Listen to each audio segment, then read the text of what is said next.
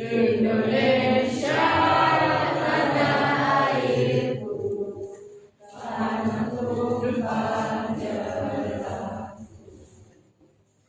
Di sanalah aku berdiri, jadi pandu ibuku. Indonesia kebangsaanku, bangsa dan tanah airku. Marilah kita berseru, Indonesia bersatu.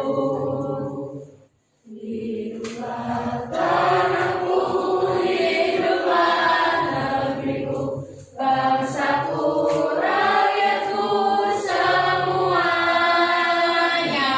Bangunlah jiwanya, bangunlah badannya, untuk Indonesia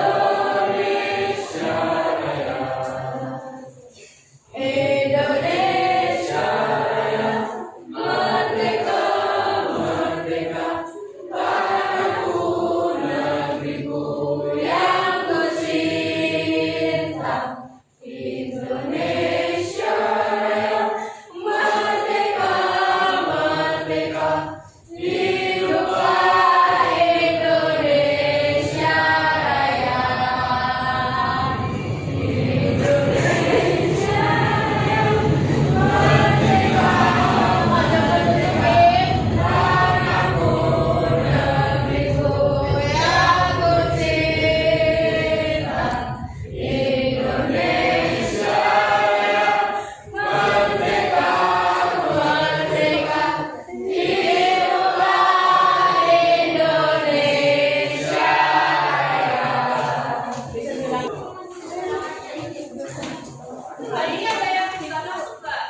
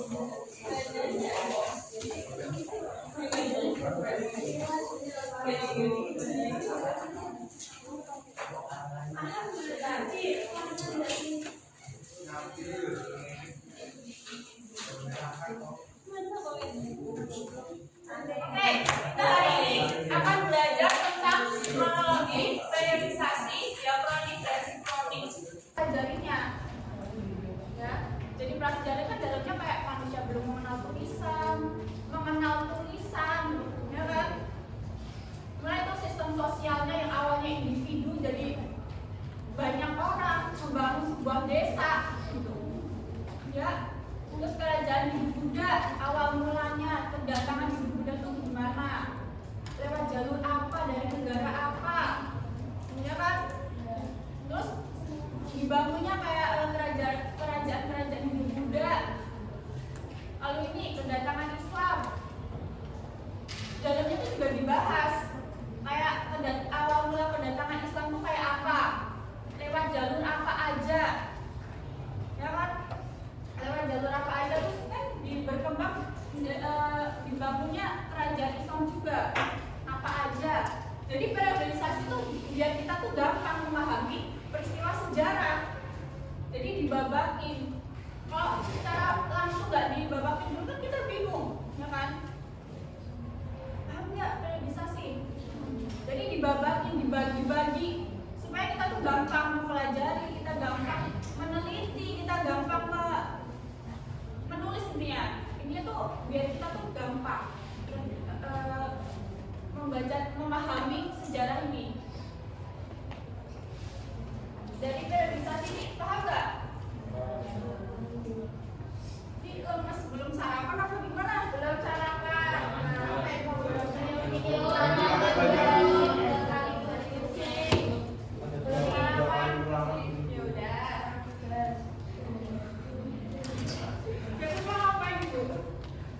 Siap nih. AKS-nya dibaca dong. Ini aku juga materi dari AKS. Di garis bawahi, ya materi yang penting ini di garis bawahi. Ya dan kronos diakronik itu sesuatu yang melintas, mengalami atau melampaui dalam waktu tapi terbatas dalam ruang. Ya. Jadi mengutamakan waktunya, tapi cuma itu waktunya doang, tapi terbatas dalam ruang. Contohnya tadi, reformasi tadi. Nah, contohnya reformasi tadi. Kan kejadian reformasi kan tanggal 21 Mei ini. Ditarik, latar belakang terjadinya reformasi ini itu apa? Apa? Latar belakangnya? Nah, benar, krisis moneter. Ya, ini latar belakang terjadinya tuh ini dianalisis lagi secara dalam. Apa yang penyebab krisis moneter itu apa? Terus kenapa tragedi Trisakti itu terjadi? Kenapa? Kenapa mereka itu tuh demo? Terjadi demonstrasi itu kenapa? Pokoknya dari kejadian reformasi langsungnya Soeharto ini dicari latar belakangnya apa, kejadiannya apa, sesudahnya apa. Berarti ada kronologinya, ada sebab akibatnya atau kausalitasnya. Ya, ada sebab akibatnya, sebabnya apa, akibatnya apa, dan kronologi sesuai urutannya. Jadi diakronik itu berhubungan sama kronologi dan sebab akibat. Paham? Ini tatapannya pada kosong semua gitu ya. Maksudnya nggak paham atau gimana? Berarti pikirannya nggak di sejarah tapi di ulangan nanti. Tapi dari diakronik paham nggak? Beneran paham atau paham aja?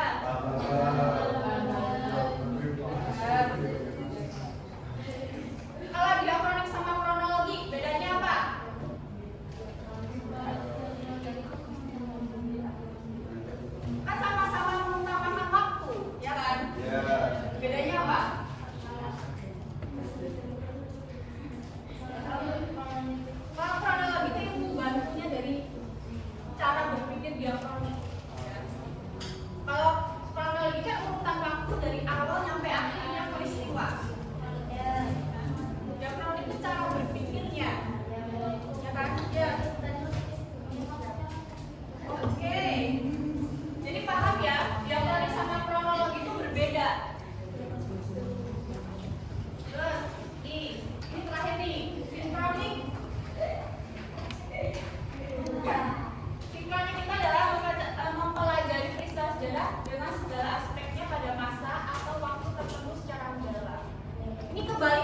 diakronik.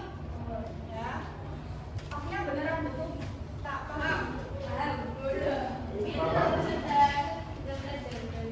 Ya, sinkronik. Jadi dikaji, pokoknya dari informasi ya. Nih, contoh kalian mau ngaji yang mana? Ini aja ya. Nih, tragedi Trisakti. Kita kaji secara mendalam aspek politiknya, ekonominya, sosialnya, budayanya. Gimana pada kejadian tragedi Trisakti ini?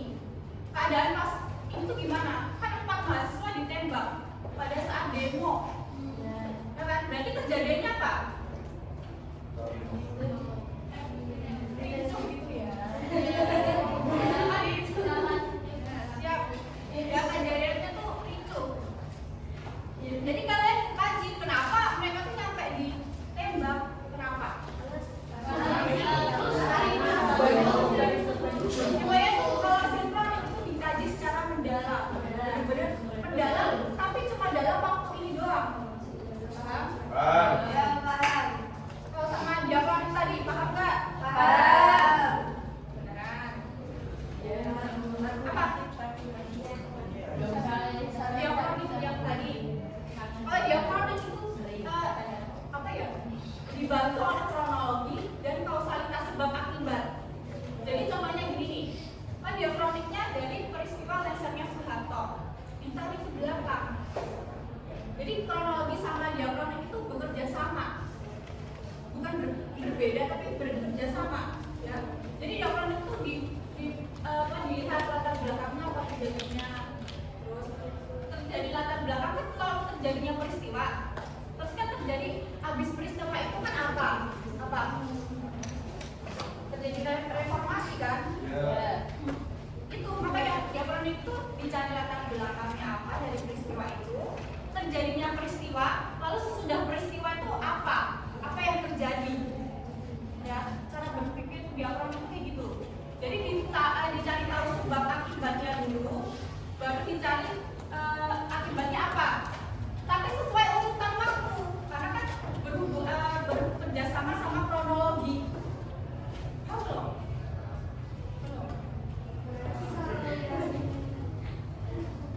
Sinkronik. Mirip, tapi dia itu cuma ngaji satu waktunya doang. Tapi melebar dalam peristiwanya. Contoh kita peristiwa tragedi Trisakti. Berarti dikaji secara mendalam cuma pada tanggal ini doang. Tapi dikaji secara mendalam aspek politiknya, aspek sosial ekonominya. Ini dikaji secara mendalam ya. Tidak terbatas dalam ruangnya, tapi terbatas dalam waktunya. Cuma ini doang. Gitu. Kalau sinkronik, kalau diakronik semuanya, ya kronologinya ini. Sebab akibatnya tuh apa dari peristiwa ini? Latar belakangnya apa? Habis kejadian lesernya Soeharto tuh apa? Paham belum? Ada yang belum paham nggak?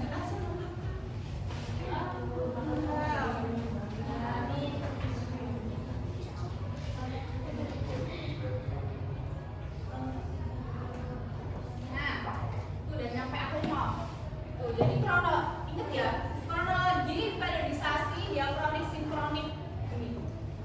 Ya. Yang meluas dalam waktu itu tuh diakronik. Kalau terbatas dalam waktu itu sinkronik.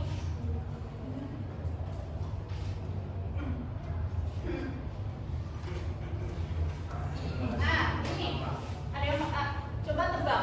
Mana buku yang tentang sinkronik, mana buku yang tentang diakronik?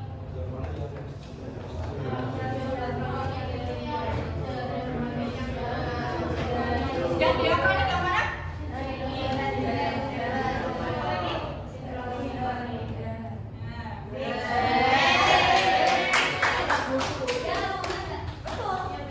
Kenapa? Ada yang mau jelasin nggak kenapanya?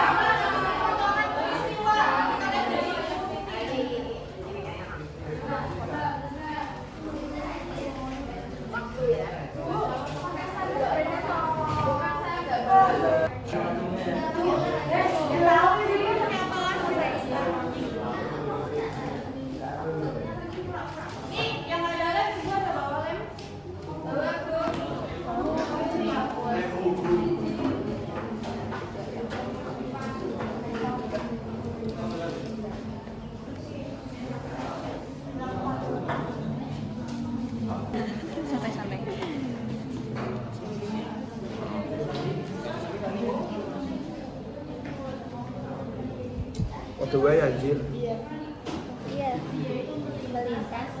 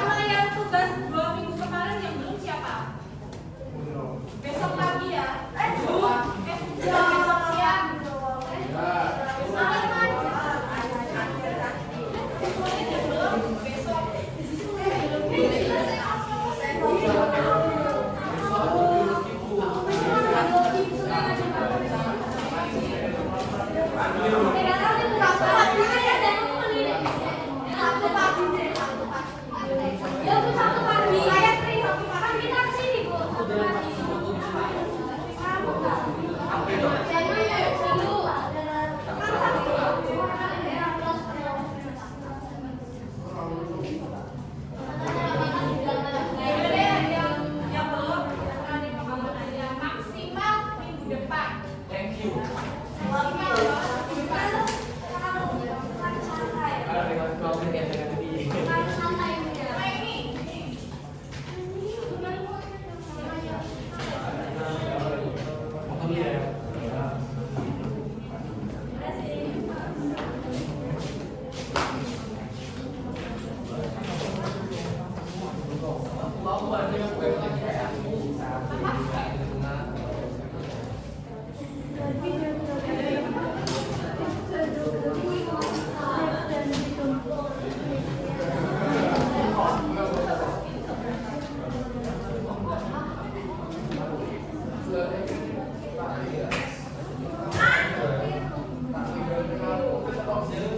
Ya, sambil liburan, kalian mau belajar geografi? Baru mau kelas materi hari ini. Oke, tadi kronologi tadi urutan apa? Berdasarkan waktunya. Kalau diakronik memanjang dalam apa? Memanjang dalam waktu tapi terbatas dalam ruang. Nah, kalau sinkronik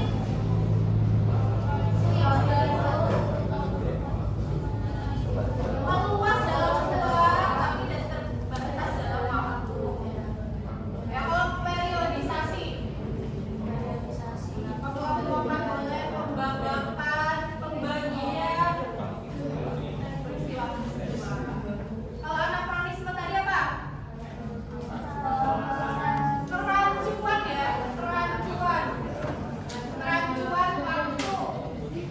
Kadang-kadang tokohnya tuh nggak sesuai sama peristiwanya. Waktunya nggak sesuai, urutannya beda. Diingat-ingat ya, pokoknya ya. Kronologi sama diakronik itu beda. Diakronik itu cara berpikirnya, kronologi itu ilmu bantunya. Ini yang belum siapa ini?